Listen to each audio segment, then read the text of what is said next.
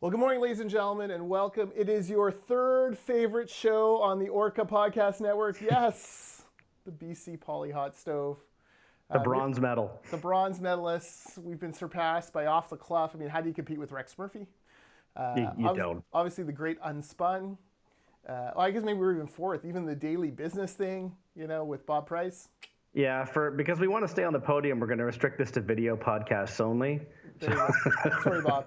Anyways, I'm Jordan Bateman. I am the Vice President Communications for the Independent Contractors and Businesses Association, ICBA. I'm here in Metrotown in Burnaby. And I'm Maclean K, joining you live from the suddenly very topical and newsy legislature in Victoria. I'm the editor-in-chief of the Mighty Orca. Just moments ago, Maclean sprinted upstairs from the bowels of the basement of the legislature, where Premier John Horgan, Attorney General David Eby, and Finance Minister Carol James announced that, shock, the cabinet of the NDP have decided to go for a full public inquiry into the nebulous topic of money laundering. This comes as a bit of a flip-flop for Horgan, and especially Horgan, who has made many comments claiming that would not be worthwhile. Maclean, how did he justify that flip-flop today? Oh, I mean, he said all the things that were written down in good messaging for him. I mean, it was British Columbians were owed. There had to be an aspect of accountability to those who made the decisions that led to an unsustainable, out of whack housing market, the opioid crisis, all these things. And so, I mean, I think that he still thinks that it's probably not a great investment, and that the returns might not be what some hope. But I think he felt his hands were tied. There was no way to say no without angering a significant portion of both his base and those who might consider voting either for him or the Greens or the BC Liberals. Yeah, I also think David Eby has kind of emptied his chamber with whatever bullets he's going to manage to dig up. Really, there is nothing left for him to kind of spin. But now it gets interesting because this moves beyond the control of Horgan and certainly beyond the control of David Eby. Yeah, I mean, they attached a timeline onto this of 2 years, so right before the spring election. But I mean, fancy that, Maclean, just like remarkable, just remarkable. Well, knock me over with a feather. Well, but they did say that they admitted that public inquiries have a way of expanding both in scope and especially in timeline. And there is a mechanism in place for Mr. Cullen, who I'd never heard of before today. That's a reflection on me, not on Mr. Cullen, to ask for an extension should he need one. Well, clearly you're not spending enough time in court. I actually Googled Mr. Cullen. He made a couple of interesting court decisions. One is he's the guy who threw out the civil contempt charges against the Trans Mountain Pipeline protesters. And he's also the guy who, that was a goofy decision in my opinion, but he's also the guy who headed a panel that looked into Robin Camp. You'll recall him as the "you can avoid rape just by keeping your knees together" judge. And he was the chair of that panel that recommended that Camp be removed, quite rightly in that case. Well, I mean, that's the miracle of Google. The other thing that did get asked is he did have some history in the previous NDP government. He served as a deputy minister under the Attorney General. Now they were at pains to explain that he was a deputy minister in an independent branch of that ministry at the time, trying to separate him from any political taint of being explicitly tied with the NDP. But I mean, that is when he served, and that is his resume. Oh, and you can bet that there are people who will be digging through his records and just making sure that he's as independent as they say, and that his previous law firms or a spouse or a kid is not giving money to the NDP, all that kind of stuff. Exactly. Perhaps that work will be done by the really ridiculously named Integrity BC. Just kidding. They won't bother because they're an NDP front organization. Anyways, that's another story for another time. So we're into a public inquiry. These things cost usually tens of millions. They usually take years and years. David Eby made it clear that everyone and anyone in British Columbia could be called to appear, and you will have to do that. Of course, those who worked for provincial governments or any Crown Corp would get indemnified. There'd be some sort of lawyer there on their behalf, paid for by the taxpayer, to make sure that they were well represented. Look, I understand the want, and this isn't on the NDP. This is on Sam Cooper, all the folks, and I use Sam Cooper because he's done a lot of great work on this, but all the folks who, the public, the quote unquote the public, who just like the sound of a public inquiry. I don't understand what we're going to get. Like, what kind of return on investment we're going to get? What we want is to put bad guys in jail. I don't understand how a public inquiry actually moves that ball forward. In fact, the great failure of the past 2 years of David Eby in charge of this file is that no one's gone to jail for any of this stuff. And, if like, where are we headed? The feds aren't really going, they're going to cooperate, but they're not really going to be involved. We saw from the German report that, actually BC's only middle of the pack when it comes to this quote unquote money laundering, like, of all the other provinces. Like, where are we going? When do we actually get a bad guy in jail, Maclean? Well, and that's going to be almost impossible, I think. I mean, I think it was Dirk Meisner in the Canadian Press asked, is there, I mean, yes, you can compel anyone to testify, but is there any expectation that you're actually going to get, Joe Money Launderer, resident of Burnaby, to come up and admit, yes, I did this, and here's how. He didn't phrase it quite so colorfully, but I mean, that's when David Eby said theoretically anyone can be compelled to testify. But I mean, let's be honest here. The NDP are hoping that this taint will smear the BC Liberals at least more than it will them, and if they get ahead on a poll from a former BC Liberal official or cabinet minister, then they can call that a big win. But I mean, the Peter German's phrase was the whack-a-mole effect, and what he meant by that was money laundering is one of those things where you crack down on one aspect of it and then it pops up somewhere else, because you're dealing with, by definition, criminals who are looking for weaknesses in the system. And so it's just a question of it's impossible to have sort of a watertight bag when it comes to money laundering, is when they fix one problem, it tends to move into something else. Yeah, and that just makes sense, right? I mean, they've got to get, if the core of money laundering is money from China, it doesn't stop them from needing to get money out of China. Yeah, it's it's funny because I thought up until now, Horgan's defense against calling public inquiries were quite correct. Costs too much money. It's not going to put bad guys in jail. It's going to sit on a shelf somewhere and gather dust. The feds wouldn't be involved. Those were all correct statements by John Horgan leading up to this. And then he just kind of bucked to public pressure, I guess, or media pressure, maybe even more than public pressure. Well, I think that's exactly it. I'm going to write a piece for the Orca next week on money laundering in the housing market, and looking at the German report and some of the stats that they put out, which are eye-popping on the surface, but then you actually start to think about it and you go, well, money laundering didn't drive prices up quite as much as zoning regulations or taxes or red tape or WorkSafe BC costs on construction. Like, there's a lot of things that drive up housing costs, not just money laundering. Well, you're right. And the other aspect that kind of got brushed aside, both in the German report and today, and when I say the German report, I should mean sort of the stories that emerged from it, not the report itself, was that we have been talking about money laundering in BC as though it's a very BC-specific problem. But, I mean, as the German report revealed, it's not at all. It is a national problem. And a lot of the solutions are going to have to come from national institutions like the RCMP and FinTrack.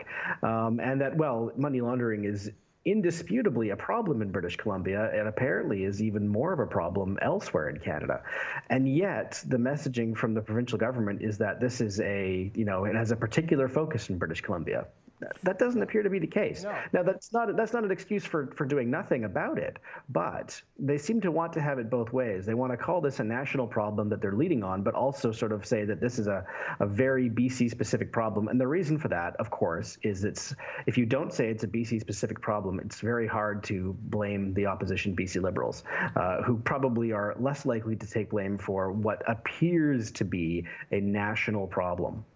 Yeah, and look, this is where John Horgan's piss-poor relationships with other provinces bites us, because he can't even go to the Premier of Ontario or Alberta or Saskatchewan and say, hey, partner with us in a public inquiry, or partner with us in calling the federal government to call a public inquiry into money laundering, because Alberta, I think, was number one on that little chart Peter German put in of the money laundering problems. The Prairies were number 2, Ontario was number 3, and BC, I think, was 4th or 5th. So, like, because he has no relationship with any of these other premiers, he can't even go to them and say, hey, let's, look, we can all agree that money laundering sucks and it has negative effects on our economy.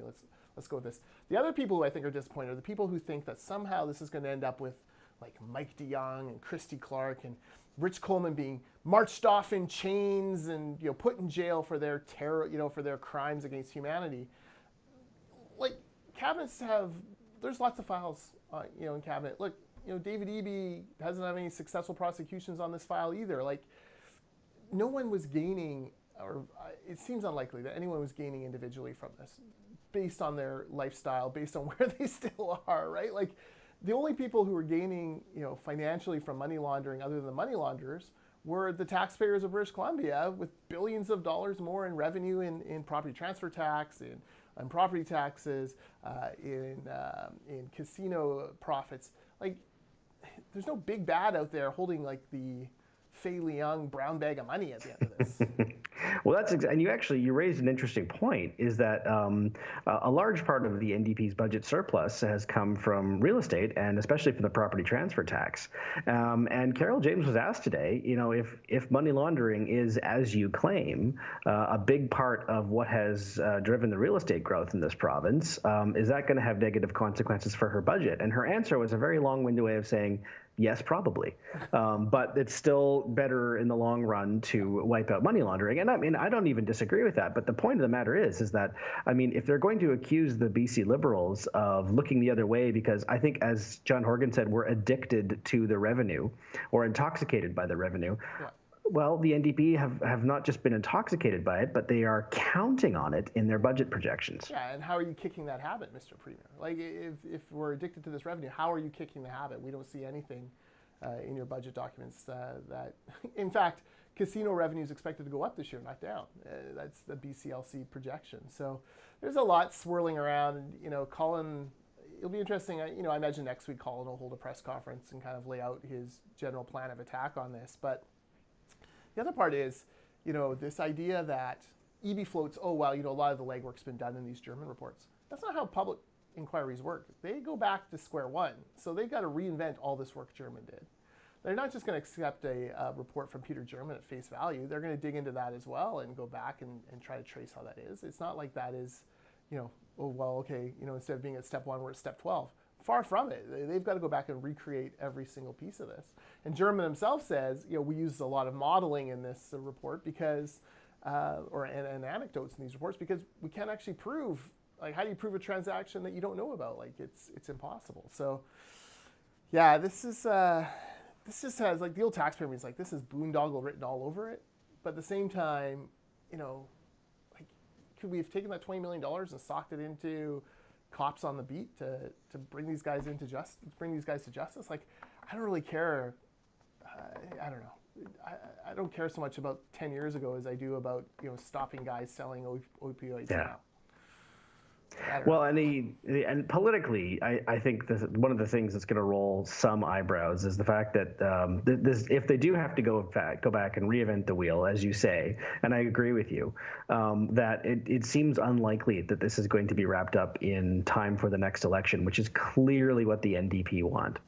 Mm-hmm. They want this to be an election issue, and that's why they're going to make this as hurried as possible. The other thing is, from their point of view, politically, is that the funny thing is calling a public inquiry means we're not going to hear about this much for a while. Yeah. They'll make reference to the fact that there is a public inquiry into money laundering, and they'll use it as a cudgel to beat the opposition with whenever they get close on something embarrassing, looking at you, Minister Jinny Sims. But for the most part, they're not going to control the narrative until, at the very least, there's supposed to be an interim report 18 months from now, and then a final report 2 years from now. But in between now and then, public inquiries, they don't give out information in drips and drabs as they've been able to do with the German reports. Yeah, and there's no, we call it a public inquiry, but there's no set rules, right? Like, Colin makes the rules based on, kind of the terms of reference. So there's nothing to say he has to have public testimony. Like, he can have sealed testimony or whistleblowers and things like that, and it may never come out, or it may come out only in the final report, which, as you and I know, judges aren't noted for making their deadlines. So, yeah, it's an interesting one. I kind of reserve the right here. Like, we're talking about this like minutes after the announcement. I sort of want to reserve the right to circle back to this in a week or two. Much like the Games of Thrones episode from Sunday night, I've liked it more the longer I get away from it. So I may soften on this a bit, but right now it just seems to me like this was not the best course of action if you're actually trying to get rid of money laundering in British Columbia. You know what, I agree with you wholeheartedly, and I think that in his heart of hearts, the premier would agree with you as well. But I think he feels his hand was forced, and I mean politically, I might even agree with him. I think that his hand would have been forced. The base would have been just too angry had he decided not to do it. So you think this is a win for the EB faction in the NDP? I mean, EB's had the crap kicked out of him for a while now, but he was definitely on board for a public inquiry on this from the start, and I think he was the guy who was sort of motivating some of these peer group or NDP supporting groups to get out there and call for it. Oh, very much so. I mean, I think he will quite rightly point to this, even though he will officially now have nothing to do with the public inquiry. He will point to it as being his baby and something that is happening because of him. And so, yeah, this is very much sort of a feather in his cap for at least the next 2 years, and we'll see what the inquiry turns up with. And the thing with David Eby, of course, is unlike people like John Horgan and Mike Farnworth and Carol James, who were around in the last NDP government in the 90s when some of these troubles started, I mean, he's quite safe. Mm-hmm. So he's got nothing to worry about. I thought Bob Macken's question about whether this extends to municipal authorities was kind of interesting too. So an angle I hadn't thought of, but it was a good question. Yeah, Macken usually has a nose for this kind of stuff, so he might be working on something that has slipped under the radar of the big provincial media. So. Also, I did enjoy our friend Lisa's thirst for blood. She wants to see heads roll. Unbelievable.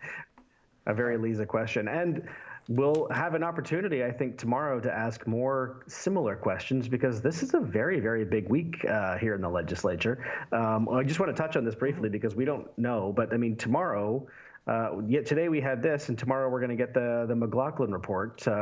Former Supreme Court Justice Beverly McLaughlin's look into the legislature spending scandal. I mean, and I have no idea what to expect other than it's coming tomorrow. So they've announced that tomorrow it is being released. It was going to be Tuesday, and basically they gave themselves an extension. The word is that they're still working on the redactions. So, yeah, we shall see. Interesting.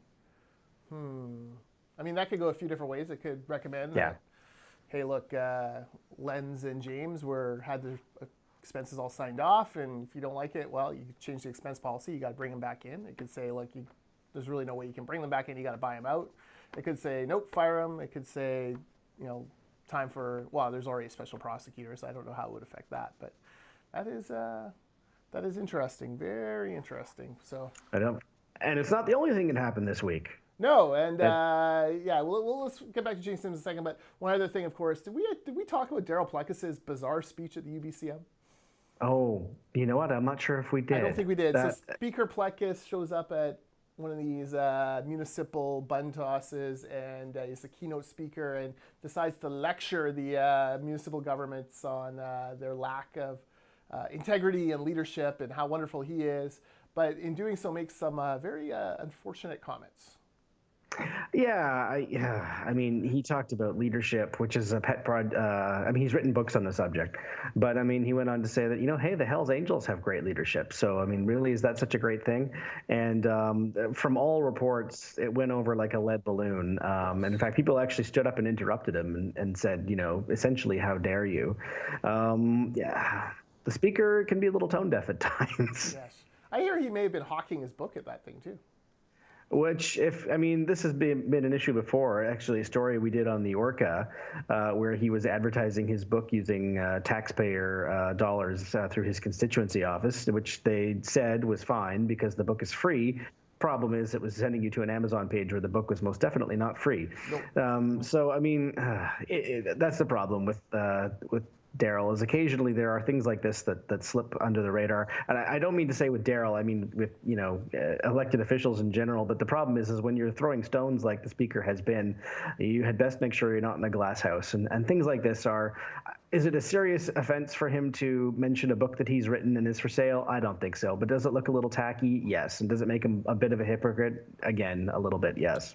I can confirm for you one thing, Maclean. He has made one sale. I have ordered a copy of the big leadership book. It is on its way from Amazon. It was supposed to be here yesterday. Has not arrived as of this hour. But I figured someone in British Columbia should take one for the team, read this book, and make sure he doesn't say anything else crazy in it. Well, I look forward to your review, I will be which that you should person. post on the Orca. I will be that person on behalf of that. All right, let's talk Jinny Sims, and then I want to plug a couple things I read on the Orca this week that I've been really impressed by. But Jinny Sims, okay, so, I don't have a lot of love for some NDP politicians, I kind of razz and I actually kind of like, but, as people, Jinny Sims is not one of them.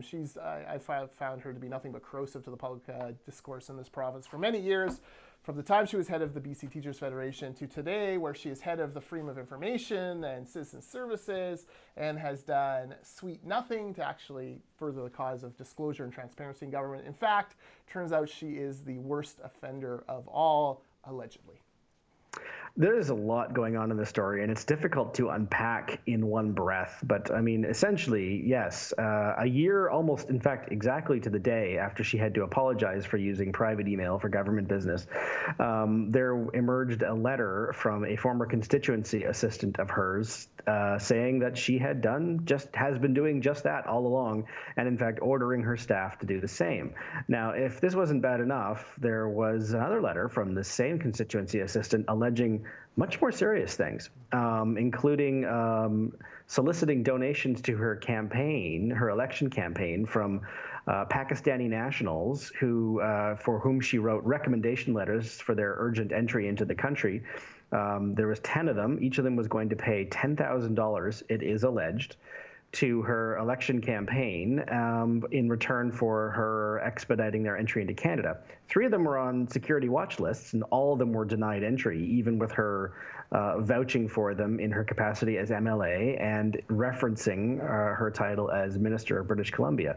Now, there are other things in these letters, including some pretty systemic and awful-sounding bullying of her staff and more. But I mean, this is the issue that is really disturbing, because I mean, I'm pretty sure it's illegal.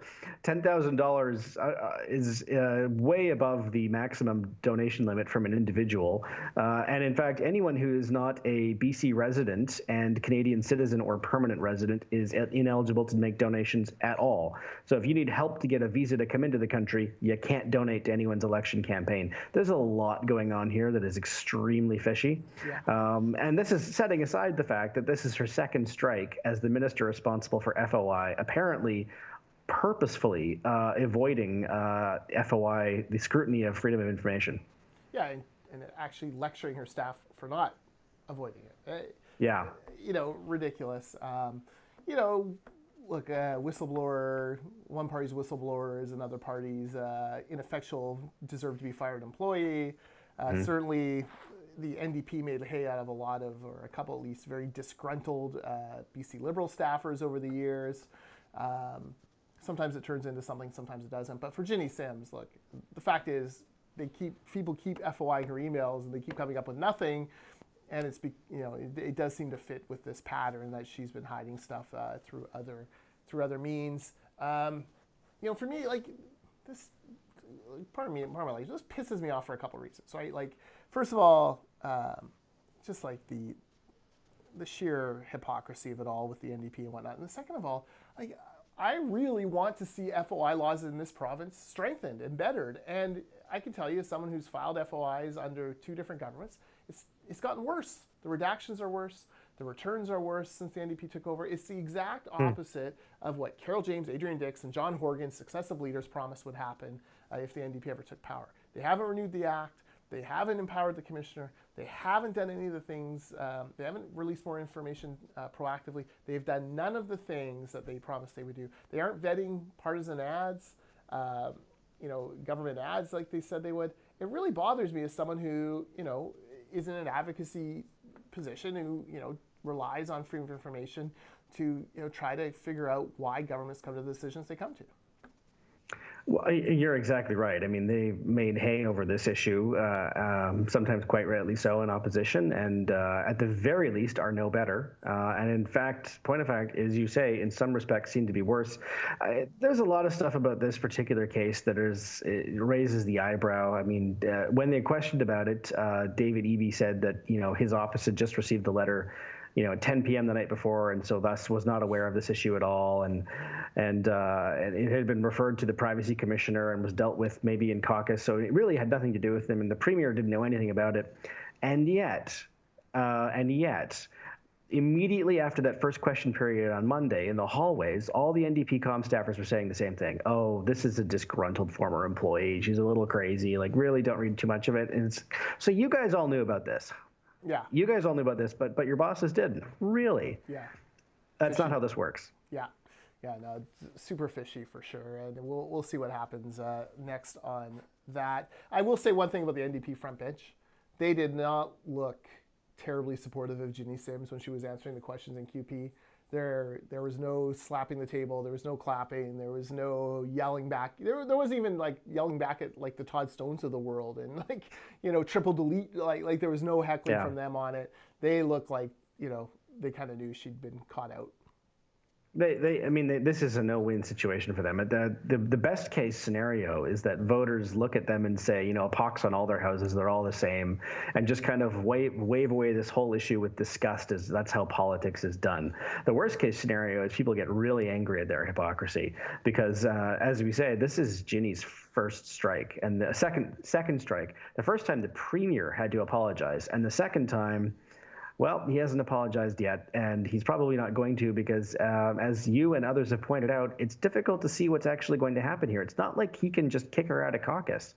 Yeah. He can shuffle her in cabinet, and I guess technically he could move her to the backbench, but she is a staunch friend of the BCTF at a crucial time for negotiations with the Teachers Federation, which don't appear to be going all that well at the moment. And also, just simple mathematics, they can't afford to lose a vote. She cannot be Leonard Kroged out of the legislature on at any cost. Yeah. So while she might be moved out of that file, and there have been lots of rumors of a cabinet shuffle this summer, it's hard to see that there's going to be a significant punishment for her.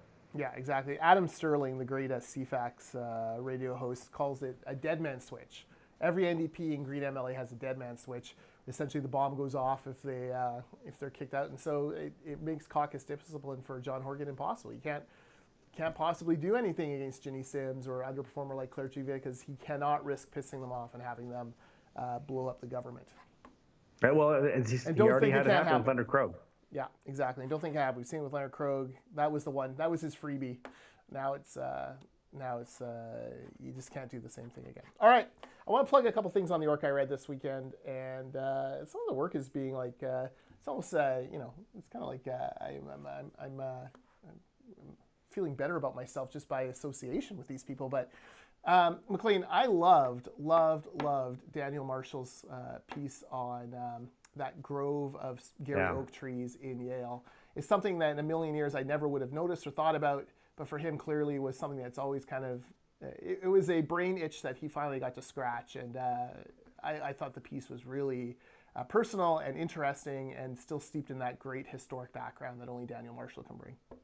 I couldn't agree more. I look forward to not just reading Daniel's pieces, but editing them when I get a chance. And by editing, I don't mean like a lot of work goes into them, but I get a chance to really sink my teeth into him, look at all his photos, and he every single time I learn something I didn't know before. Usually, the funny thing is, I don't think Daniel would mind me sharing this. Is Daniel wasn't sure if I would like this piece because it wasn't very historical. And so I said, well, Daniel, I trust you. Just send it to me and I'll read it. And it was I had the same reaction as you. Like, this is fantastic. Mm-hmm. This is a completely untold and legitimately interesting story about something that I had never heard of before. Yeah, and that's something that you would think of. It just shows an intellectual curiosity that makes him great. This is why he's an award-winning historian and author, because he has these little itches that he has to scratch. So that was one. The other one that I love this week was Rick Clough, Rex Murphy, the two great lions of the CBC for so many years of my childhood, sitting down and talking politics and talking about the Trudeau follies. to me, that was like 15 minutes of must see orca YouTubing. Does that ever go by fast? I mean, that one I looked up actually at one point. This is also true. I was listening to it as a podcast note on YouTube, and it went by so fast that I was convinced that I had accidentally skipped ahead. I went back and I made sure that there wasn't some glitch. And it wasn't. The 15 minutes went by like that. It was amazing, and I look forward to more. Yeah, they were fantastic. Anything else exciting on the orca you want to plug? I enjoyed Jody Vance's piece this morning about an interesting, and again, something else I didn't know, policy when it comes to seismic upgrades in schools is that oftentimes the schools don't get back all the same facilities they had before. In her case, it was a covered sort of recreational, I don't want to call it a play space, but essentially that only gets built if it meets a certain rainfall standard, which almost nowhere in the province does. And Jody lives in Vancouver. If Vancouver's not rainy enough, then this is a policy that is there as an excuse to not build these. And I mean, it's just, again, something I didn't know and is more frustrating than anything else. Yeah, and it ends up with teachers keeping kids in more often for recess and lunch, which isn't good for anyone. A little bit of fresh air is good. All right, all of that on theorca.ca. You can follow the Orca on Twitter at theorcabc. He's at Maclean K on Twitter. I'm at Jordan Bateman. And facebook.com/theorcabc. Maclean, I'll be back next week. As will I. Look forward to it. Who knows what fresh news. It's last week of session next week, so Lord knows. No, next week we're not sitting. It's a week off because of so we have a break week next week, and then there's one more week after that. Just one more week. All right, so we are closing in on the finale of the BC Legislature spring session, and we will chat more about it next week. Thanks for watching.